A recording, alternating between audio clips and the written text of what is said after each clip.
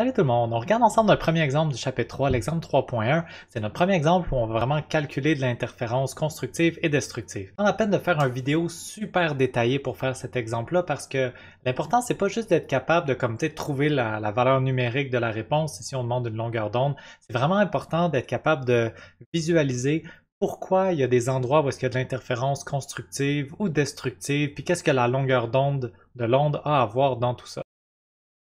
Fait que dans ce problème-là, ce que j'ai, c'est deux sources. Pour avoir de l'interférence, il faut que j'aie deux sources de lumière qui vont interférer ensemble. J'ai deux sources, je donne les coordonnées de ces deux sources-là, sont à 0, 1 mètre et à 0, moins 1 mètre sur le plan cartésien XY. Donc voici ma représentation. J'ai mis les deux axes en blanc, puis moi les deux sources, je les ai représentées par des petites étoiles. J'en ai mis une qui est rouge puis une qui est rose parce que je vais dessiner l'onde de la source d'en haut rouge puis celle de la source d'en bas rose. Techniquement, la longueur d'onde, quand on parle de lumière, la longueur d'onde détermine la couleur.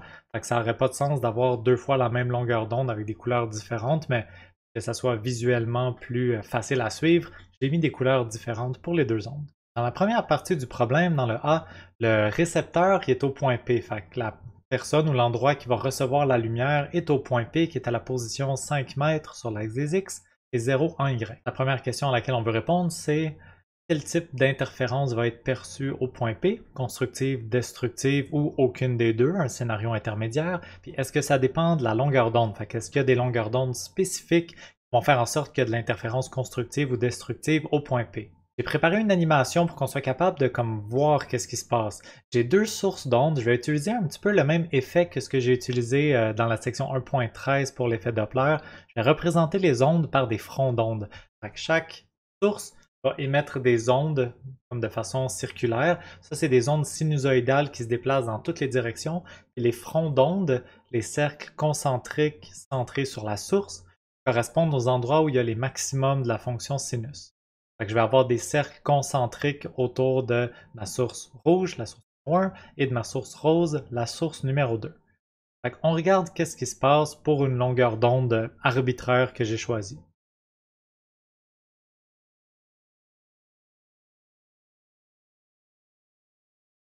Ok, ce qu'on voit, c'est que le premier front d'onde qui correspond comme au maximum de la fonction sinus du haut et du bas, le premier front d'onde rouge puis le premier front d'onde rose arrivent au point P exactement en même temps. Pourquoi? Parce qu'ils ont exactement la même distance à parcourir. La ligne d'en haut, R1, puis la ligne d'en bas, R2, sont exactement égales dans ce cas-ci. Forme un joli triangle isocèle. Donc, puisque les deux ondes se déplacent à la même vitesse, ça va leur prendre le même temps à arriver au point P, donc ils vont arriver synchronisés au point P. Ça ne dépend pas du tout de la longueur d'onde. Sur mon schéma, la longueur d'onde est représentée par la distance entre deux fronts d'onde consécutifs. Si je change la longueur d'onde, on voit que ça ne change pas le fait que le premier front d'onde arrive simultanément au point P. Si je laisse le temps continuer, je vais aussi m'apercevoir que le deuxième, puis le troisième, puis le quatrième front d'onde arrivent aussi simultanément au point P. Les deux ondes, celles qui viennent du haut puis du bas, restent coordonnées. Il y a une autre chose que je veux vous faire remarquer avec l'interférence constructive au point P. Sur le schéma, j'ai représenté les fronts d'onde qui sont les maximums de la fonction sinus. Entre deux fronts d'onde consécutifs, deux maximums consécutifs de la fonction sinus, il va y avoir un minimum de la fonction sinus. Exactement entre deux maximums, il y a toujours un minimum à la fonction sinus. Je vais représenter sur mon schéma en pointillé les minimums de mon onde sinusoïdale rouge et rose. Je vois que mes deux maximums arrivent coordonnés au point P, mais quand je laisse un petit peu le temps aller, je vois que maintenant c'est mes deux minimums, le minimum rose puis le minimum rouge qui arrivent synchronisés au point P. Quand le minimum rose puis le minimum rouge arrivent synchronisés au point P, est-ce que ça veut dire qu'à ce moment-là, j'ai de l'interférence destructive? Est-ce que ça veut dire qu'à ce moment-là, j'ai un minimum de lumière? Non, c'est pas ça que ça veut dire. J'ai encore de l'interférence constructive. Quand j'ai mon minimum rouge qui est synchronisé avec mon minimum rose, c'est normal, c'est pour ça qu'il y a de l'interférence constructive. Il faut que et les maximums et les minimums soient synchronisés pour qu'au total, ça me fasse une super vague deux fois plus grande.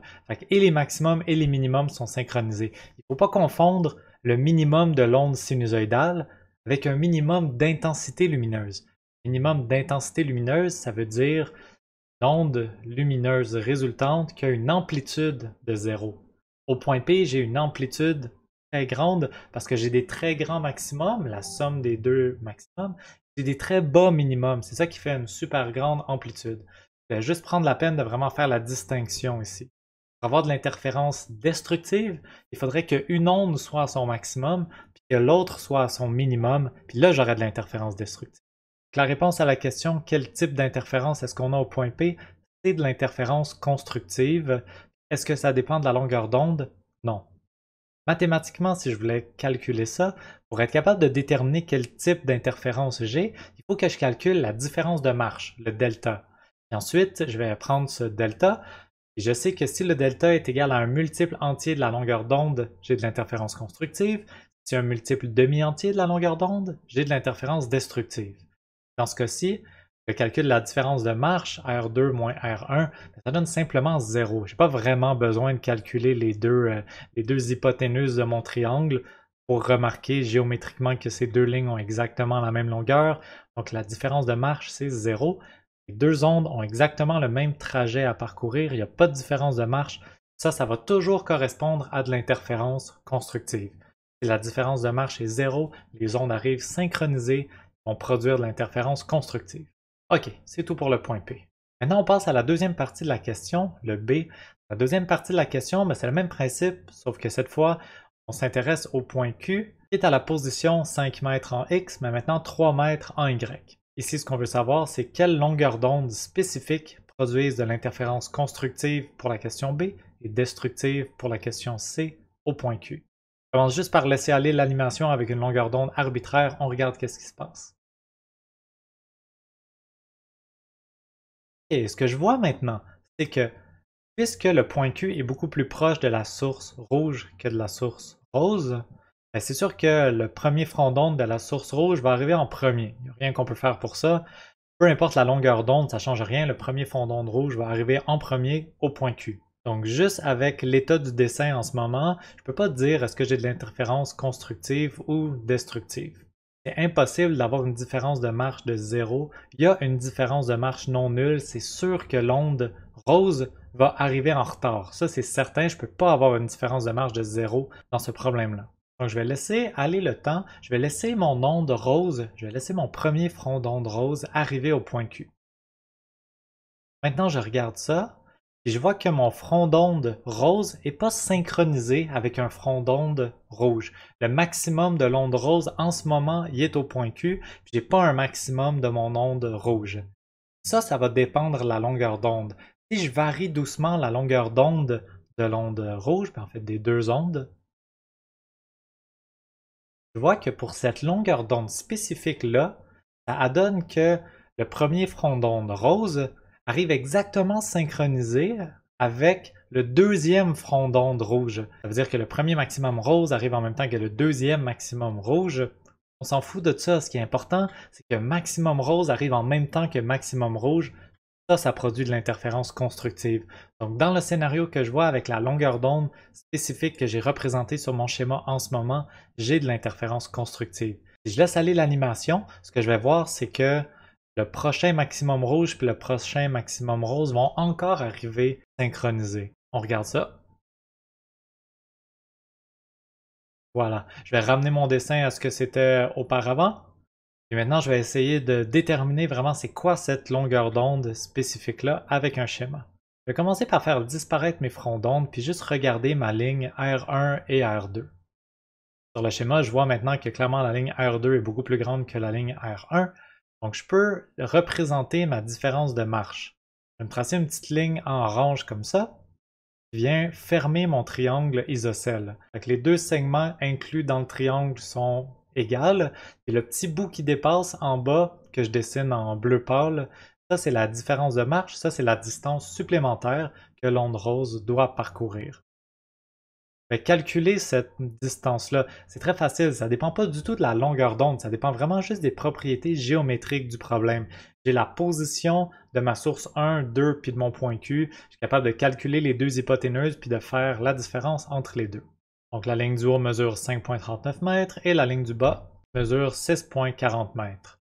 Si je fais la différence entre les deux, je trouve que la différence de marche vaut 101 cm. Je l'ai converti en centimètres pour que ça soit un petit peu plus cute. Ça, c'est une propriété géométrique de la disposition des points dans le problème. Je vais maintenant faire réapparaître mes fronts d'onde. Je veux vous faire remarquer sur le schéma que cette différence de marche-là, le 101 cm, correspond exactement à la longueur d'onde de mes deux ondes. Fait que mon onde numéro 2, c'est sûr qu'elle va arriver en retard parce qu'elle a une plus grande distance à parcourir. Et si cette distance supplémentaire-là correspond à exactement sa longueur d'onde, ben, en termes de position, elle va arriver une longueur d'onde en retard, un cycle complet en retard, ce qui veut dire que mes maximums puis mes minimums de mes deux ondes vont encore être synchronisés. Si je décale une onde sinusoïdale de un cycle complet, de une longueur d'onde complète, en réalité, j'ai rien changé puis mon onde est demeuré identique. Comme j'ai expliqué un peu plus tôt avec le point P, je vais faire apparaître encore une fois les minimums entre mes fronts d'onde. Je vois qu'avec ce montage-là, avec cette longueur d'onde-là, quand j'ai de l'interférence constructive, mes maximums sont synchronisés, ben mes minimums aussi sont synchronisés. Et voilà, donc la première réponse à la question B, la première longueur d'onde qui fonctionne, c'est quand la longueur d'onde est tout simplement égale à une fois la différence de marche. Delta égale m lambda, delta égale une fois lambda. La prochaine réponse qui va fonctionner, ça va être une longueur d'onde encore plus courte. Je vous le montre sur le schéma. Cette fois-là, le premier maximum rose arrive synchronisé avec le troisième maximum rouge. Ça veut dire que le maximum rose, il est comme deux cycles en retard. Ça veut dire que la différence de marche correspond à deux fois la longueur d'onde, ce qui va produire de l'interférence constructive. Cette fois-ci, la longueur d'onde est égale à la moitié de la différence de marche, donc 50,5 cm. Là, on voit comment on peut généraliser ça dans le fond. On voit comment on peut utiliser la formule différence de marche égale multiple entier de lambda. J'ai juste à remplacer la valeur de m par des chiffres 1, 2, 3, 4, 5. Ça va me donner un paquet de longueurs d'onde qui produisent de l'interférence constructive au point Q. Donc quand m égale 3 et quand m égale 4.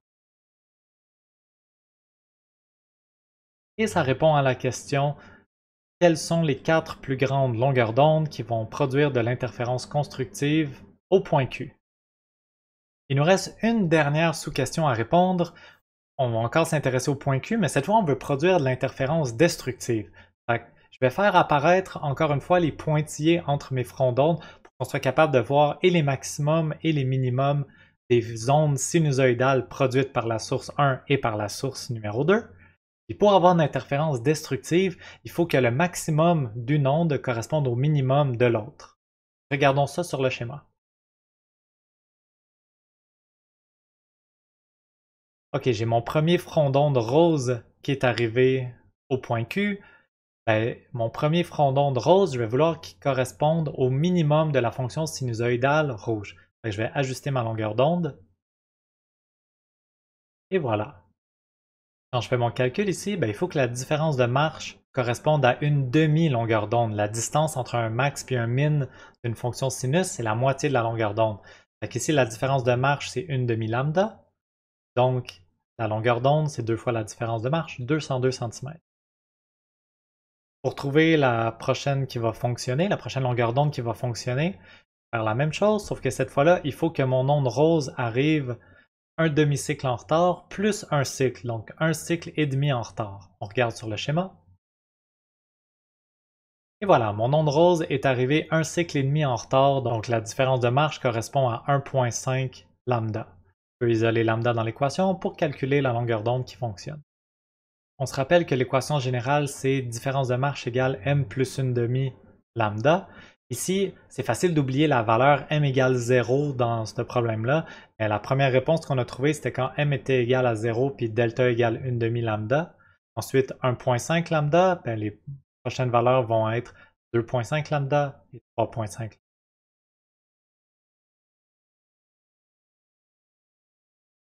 Donc c'est terminé pour l'exemple 3.1. Je sais que j'ai fait un long vidéo là-dessus, je voulais essayer qu'on soit capable de se le représenter là, vraiment le mieux possible.